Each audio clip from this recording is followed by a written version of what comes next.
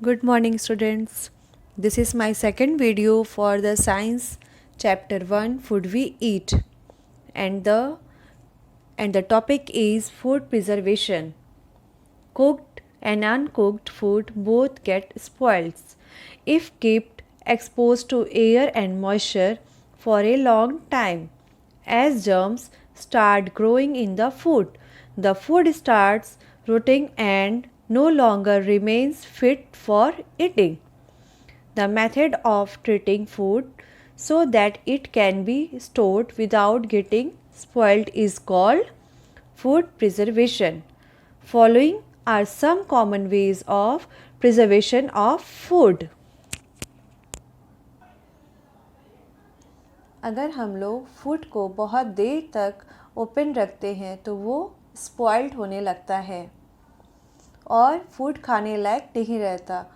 इसलिए हम लोग फूड को उस तरीके से ट्रीट करते हैं जिससे कि वो स्पॉइल्ड ना हो।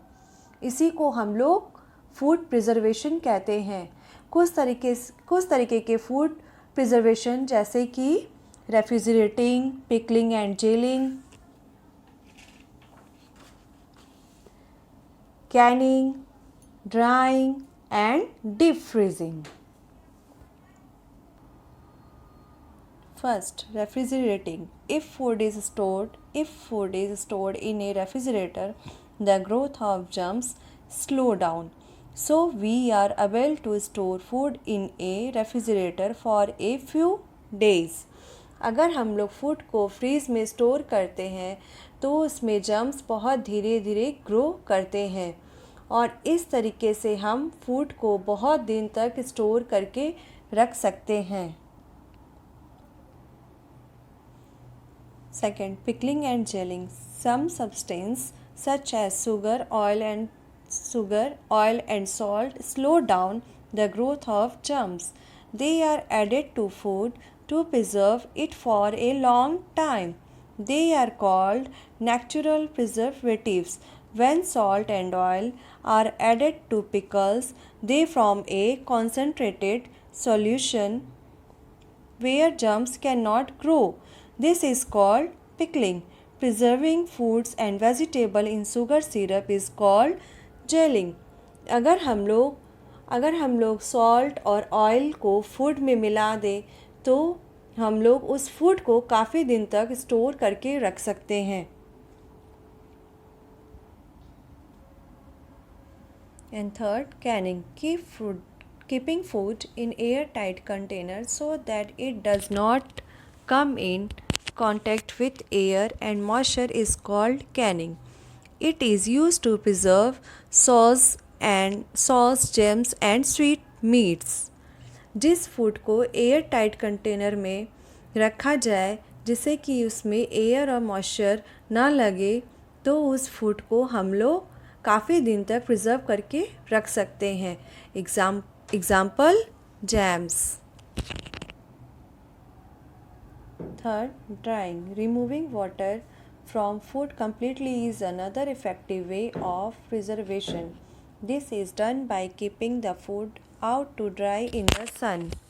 Dates and raisins are stored in this way as dry foods. अगर फूड से पानी को पूरी तरीके से निकाल दे तो हम लोग उस फूड को काफ़ी दिन तक स्टोर करके रख सकते हैं जैसे dry foods. And fifth is deep freezing. Keeping food in a freezer at very low temperature to preserve it for a long time is called deep freezing. Lower temperatures inside the freezer slow down growth of microbes. Fish and meat are mostly preserved by deep freezing. Food को deep freezer में very low temperature में रखना जिससे food long time तक preserve रहे उसे हम लोग डीप फ्रीजिंग बोलते हैं। Some precautions to be taken while cooking food. First, food should not be overcooked. This destroys nutrients. Second, water for cooking should be taken according to the need. cooking in excess water and then throwing away the water takes away all the nutrients. And third, vegetables and fruits should be washed before cutting them. Washing them after cutting removes all the nutrients. खाना बनाते समय हमें कुछ precaution रखना चाहिए. First, खाना को over cooked नहीं करना चाहिए जिससे उसके सारे न्यूट्रिएंट्स स्पॉइल्ड हो जाए. एंड सेकेंड, फूड बनाते वक्त सही मात्रा में पानी डालना चाहिए. एंड थर्ड, वेजिटेबल्स और फ्रूट्स को काटने के पहले धोना चाहिए. Importance of adequate rest, right posture and regular exercise. Food alone is not sufficient for a healthy body and mind. Along with food, sufficient rest, a good posture and regular exercise is essential for keeping our body fit. Rest. Rest helps our body recover from tiredness. We should sleep for at least 6 to 8 hours in a day to remain fresh and energetic. Insufficient sleep or rest make us fall sick. Healthy body and mind के लिए सिर्फ food ही sufficient नहीं है. Food के साथ साथ हमें rest, right posture and regular exercise भी बहुत ज़रूरी है. रेस्ट करने से हमें थकावट में आराम मिलता है. हमें डेली 6 to 8 आवर्स स्लीप करना चाहिए जिससे हमें फ्रेश एंड एनर्जेटिक महसूस करते हैं. Right posture. It is the correct position in which we should hold our body while standing, walking और sitting. Right posture help us in many ways. First, it make us good look.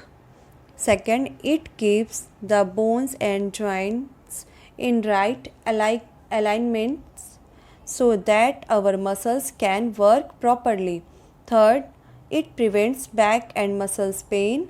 Fourth, it helps us keep energetic. हमें right posture में standing, walking and sitting करना चाहिए जिससे हम अच्छे दिखते हैं. यह बैक पेन और मसल्स पेन को रोकता है. यह हमें एनर्जेटिक बनाए रखने में हेल्प करता है. Exercise. It improves blood circulation and makes our muscles strong. Regular exercise like running, walking, cycling and playing keep us happy and active. Meditation and yoga also help us to stay healthy. Regular exercise help us in the following ways. First, it makes our muscles and bones stronger. Second, it helps us get a good sleep. Third, it makes us energetic and help us overcome tiredness. Exercise हमारे शरीर के blood circulation को और muscles को strong बनाए रखने में काम आता है. एक्सरसाइज से हमें बहुत सारे फ़ायदे होते हैं जैसे कि इससे हमें अच्छी नींद आती है और हम लोगों को थकावट नहीं महसूस होती है. इससे हमारे मसल्स एंड बोन्स भी स्ट्रॉन्ग होते हैं. Okay students, that's all for this chapter. Okay students, that's all for this chapter. In the next class I will provide you all the question answer, filling the blanks, etc. Okay, goodbye.